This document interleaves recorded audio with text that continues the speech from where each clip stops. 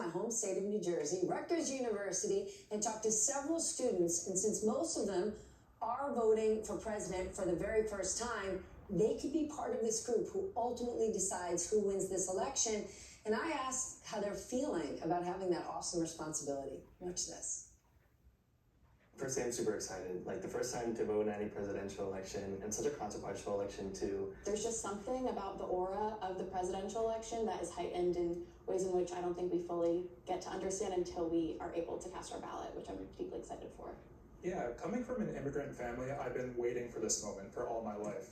But I'd be lying if I didn't say I was a little nervous too. Maybe it's the politics, the polarization, everything that's going on in the media, but I'm a little nervous to see what's gonna happen. Do you think other people your age are engaged? I would say yes, more than usual. I think that a lot of people have been tuned into this election, especially because it has been so unprecedented.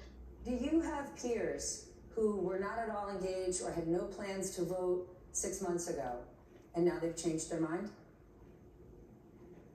I definitely do. I definitely have been talking to a lot of my friends about presidential election, really trying to encourage them to vote. But I think that before President Biden stepped aside and Vice President Kamala Harris really took the wheel with the Democratic Party, there were a lot of people in my life, in my friend group, who were really adamant to not vote because they really felt like none of the candidates were representing them. Both of them were, as a lot of people say, two old men. I think that now, having a new candidate, a lot of young voters, especially a lot of women, have been reinvigorated to kind of show up and to vote, even if they're not political science students. Do you think everybody feels comfortable, and I'm not asking you who you're voting, but even in your friend group, in your social group, do people feel comfortable saying who they're voting for?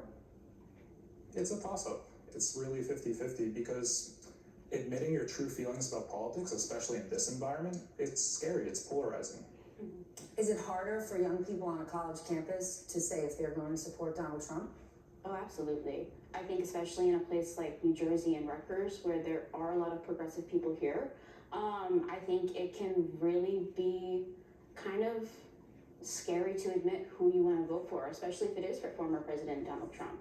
I think there's a little bit of trepidation in what you say, and also in the new social media age where you know that in one instance, anyone could be recording you, and then that gets blasted online. So it's not only your fellow peers that you might be ostracizing, but it could be the whole world.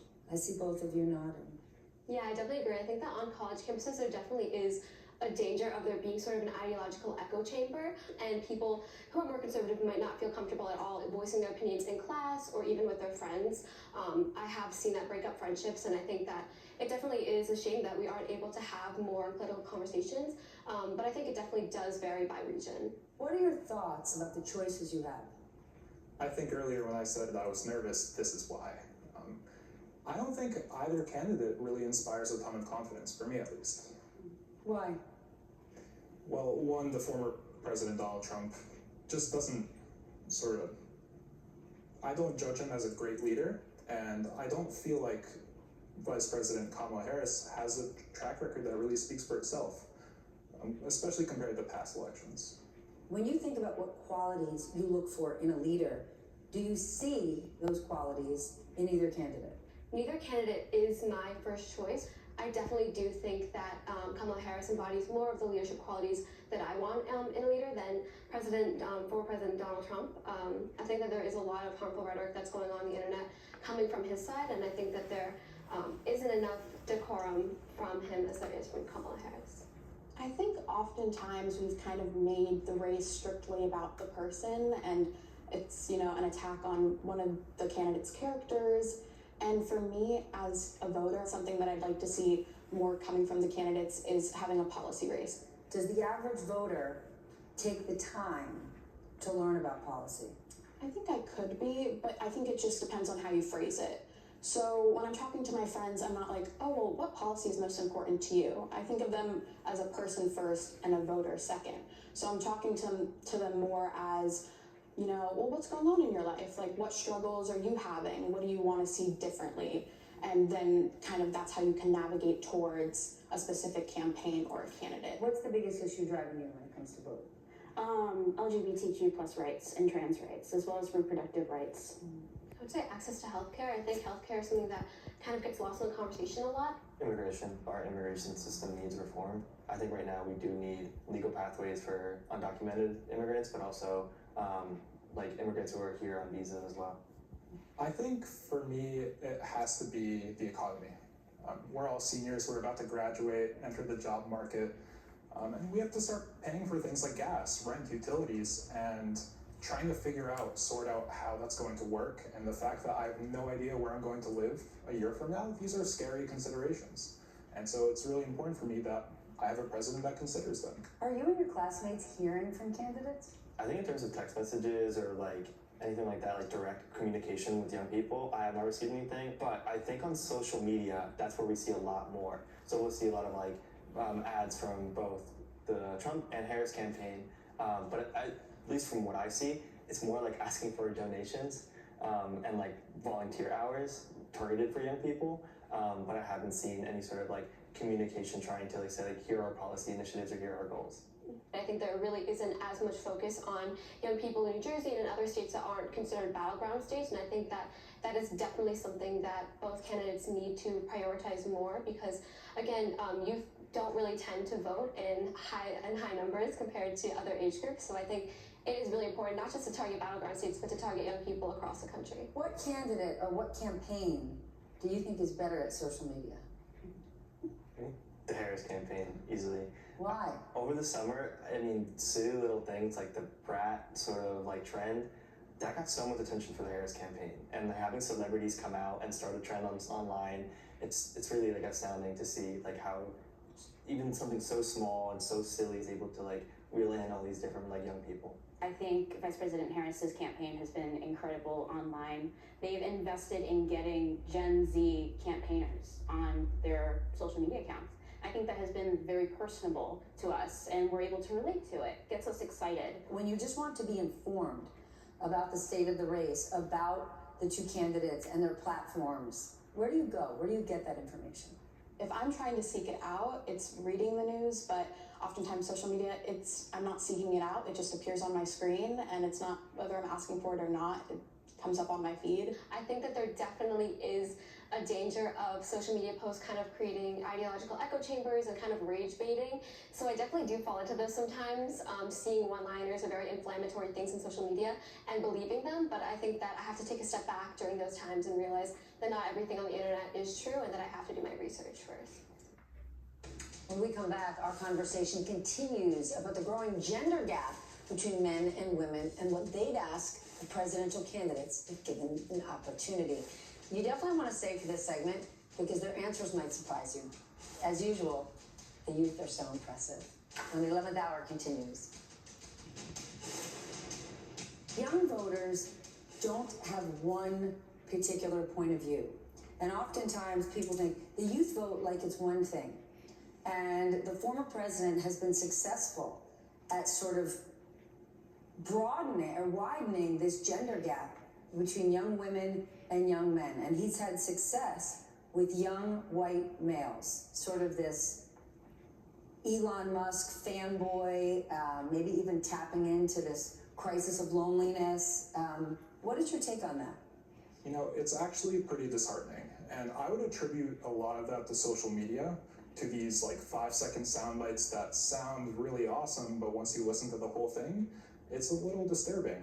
And it's a great way of rallying all these lonely people and taking advantage of their insecurity. I think that it definitely is disturbing for me to see. I think it shows that there really is an increasing radicalization of politics, and I think that it's really dangerous for the direction of our country. Do you feel like there's an opportunity for the Harris campaign to reach out to those people?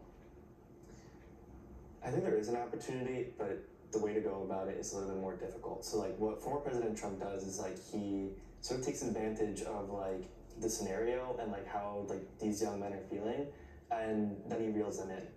I think Tim Walz is sort of like that right like strategy where him being like a Midwestern governor and like him sort of being like the moderate Democrat, he's able to like reel young men in. Tim Walz has been wonderful just on that campaign, bringing in votes that maybe wouldn't have voted for the Harris campaign if they had not taken a minute to consider, to listen, or be listened to. The polarization that we're all experiencing in our country, my generation is certainly not fixing it. It could be up to you. How do you think we start to address it? I mean, if you go online for any sort of amount of time, you can become disheartened and disillusioned by what's going on. So I think trying to find new avenues to talk to people, you can't just, go up to someone angry and talk at them rather than like with them in a conversation about maybe if you have a disagreement over your party. It's, you're a person first and then it's your party. So I think figuring out what people are voting for and why they're voting for it helps open the conversation. So it's quite truly closing the laptop, turning off the phone, and walk outside and talk to people. Amen to that, sister. What do you think, Bella? Yeah, I think we as a nation just really need to move away from this narrative of politics that we've had since 2016, this us versus them mentality that has really been contributing to heightening political polarization. I think that we each need to be more focused on having conversations with people who we know don't have the same perspectives as us, and really being open to speaking about the policy issues and really debating people on the merits of policy issues rather than personalities of candidates or other scandals that are happening. I would say in this day and age, it's way easier to divide than it is to unite. And all it takes is just getting out, spreading the word, in November voting, getting involved, learning. Doesn't matter where you are at your life, it just takes some willingness to heal and really communicate. Do you think your friends, I know you're all going to vote, are your friends going to vote? I hope so. I think so. They should. So, What's the biggest obstacle getting young people to vote? Knowing how to vote. I just had a friend that I was speaking to a couple days ago, and he was like, I'm not registered to vote. And I'm like, well, we can change that. And I think it's just because they haven't done it before, or maybe because they don't have parents that are super involved in politics, they don't have that person to show them how to do it, so they don't seek it out. Do you believe your vote is going to be counted? I'm personally not worried about that. I think that a lot of that rhetoric that happened in the last election is really harmful to this election, and I want to try to debunk that as much as possible. So I definitely still trust that my vote will be counted. I think it really discredits our system when people push that rhetoric that your vote won't be counted. It absolutely will. There are poll workers that work day and night, hour after hour, counting those votes in those offices, and they do hard work, and it would be incredibly rude of us to say, our votes don't count when they're literally counting them behind the scenes. Do you have any fears or concerns that people or candidates won't accept the outcome of the election? I think now post January 6th, it's on all of our minds. Logan, if you were to ask Vice President Harris a question, what would it be? I would love to ask Vice President Harris what the policy would be on expanding pathways to citizenship and ensuring that there are immigrants out there who can work and work legally and be able to receive funds for that work as well. If you were to ask former President Trump a question, what would it be? I would ask him the exact same thing.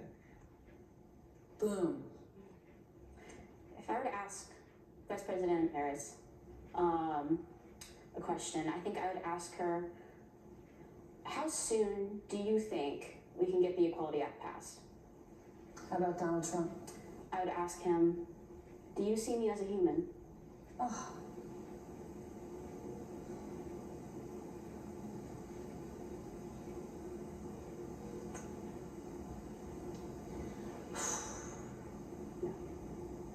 I'm sorry. What would you ask Vice President Harris? Oh, I think this question would go to both candidates, and maybe it's a little cliche, but I would ask each candidate to say one nice thing about the other. Just so to remind myself that they're human and maybe they're just like me as well. How would you describe your outlook, your feelings about what's going to happen in November? I'm cautiously optimistic. Optimistic. Same thing, cautiously optimistic. I'm hopeful. You gotta be hopeful. For more on young voters and the race for the White House, I want to bring in my dear friend and expert, John Della Volpe. He's the director